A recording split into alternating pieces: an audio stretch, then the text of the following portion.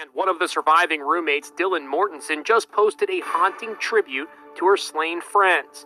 It's a tattoo of their initials with angel's wings. She posted, Maddie, Kaylee, Zana, Ethan, MKXE, love you always and forever. It's believed the matching tattoo is on the arm of the other surviving roommate, Bethany Funk.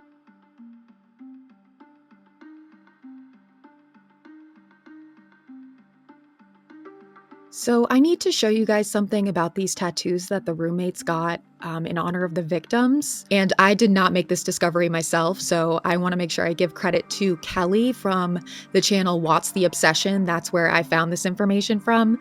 And I just want to give her credit because this is awesome, original content. So go check out her channel. I'll link the video in the description. And what Kelly pointed out is that the order of the charges in the criminal complaint are the order in which the crimes occurred. So count 1 is for the felony burglary.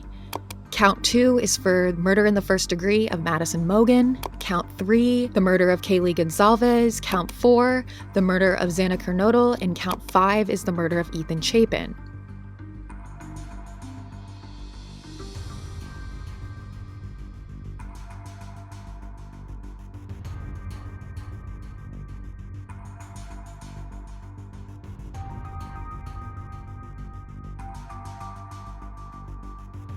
MKXE, and what do you know? That's the same order as the roommates' tattoos. And they got these tattoos in November, before any of this information was released. So what are the odds that they got that order correct? It's actually 1 in 24, so there are 24 possible combinations of 4 letters that could possibly have been rendered, and so they had a 1 in 24 shot in getting this correct, and voila, they nailed it, per the criminal complaint. So let me know what you think about that. I think that's kind of suspicious, if not a major coincidence, but we'll get more into my opinion into this whole tattoo thing in a little bit.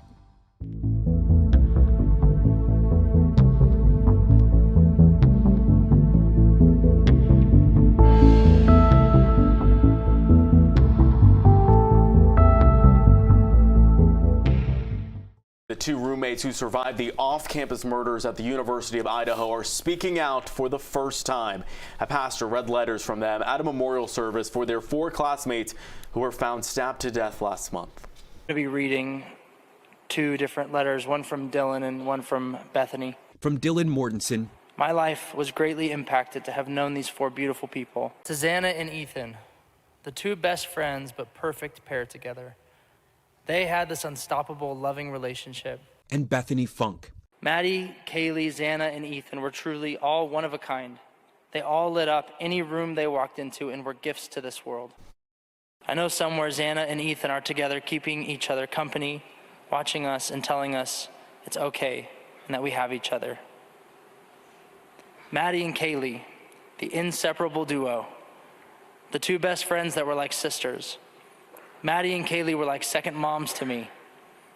They taught me a lot on how to be a responsible adult, but also how to live life happy. So these tribute tattoos are, I'm assuming, in reference to a tattoo that Maddie has in the same exact spot. It's just this minimalist angel wings tattoo on the back of her elbow. And I couldn't find any sort of social media post that explained why she got it or, anything like that. But if I had to guess what this tattoo means, not that every tattoo has to have meaning. I have plenty, and few of them have meaning, but I have to assume there has to be some sort of connection to the sorority, because if you Google Pi Beta Phi, there's a lot of angel symbolism, right?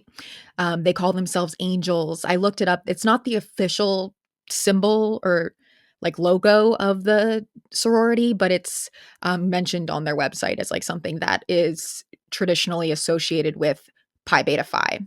And in their pictures, there's a lot of angels references. When in these sorority pictures, there's a lot of references to this specific symbolism. And that would make sense also why Dylan and Bethany got the same tattoo, because they are also Pi Phis. So Dylan makes the post about the tattoos on November 24th, which is 11 days or a week and a half after the murders. I don't want to I don't want to sound like a hater, and some of you may think I'm being overly critical. That's fine. I understand. But it's just so quick, um, for someone who's supposed to be grieving. Typically with a tattoo, you have to call ahead of time. I mean, maybe you could walk in with a tattoo this small and minimalist, but, you have to plan that tattoo, you have to schedule it, and then you have to go get it, and it just feels quick. Um, and a little bit self-obsessed. I'm not gonna lie, vain even, look at me, attention-seeking kind of. That's just how I feel, honestly. And yeah, that's judgmental, I'm judging them. I don't know, it just kinda goes along with this selfishness theme we've been experiencing. Like, listen to this statement by Dylan. "My life was greatly impacted to have known these 4 beautiful people," she continued in comments reported by NBC News. "My people who changed my life in so many ways and made me so happy. I wish every day that I could give them all one last hug, and tell them how much I loved them." She went on to say Mogan, her sorority sister, was the big sister she always wanted. "Maddie and Kaylee were like second moms to me," Funk's letter said, adding that they changed the way I looked at life. I don't know, it doesn't feel authentic. That's what it is. That's what these tattoos feel like. That's what these statements feel like. It's all just very, very fake to me. And I don't do fake. So on that note, this is the post from Xana and Maddie's sorority, on December 2nd.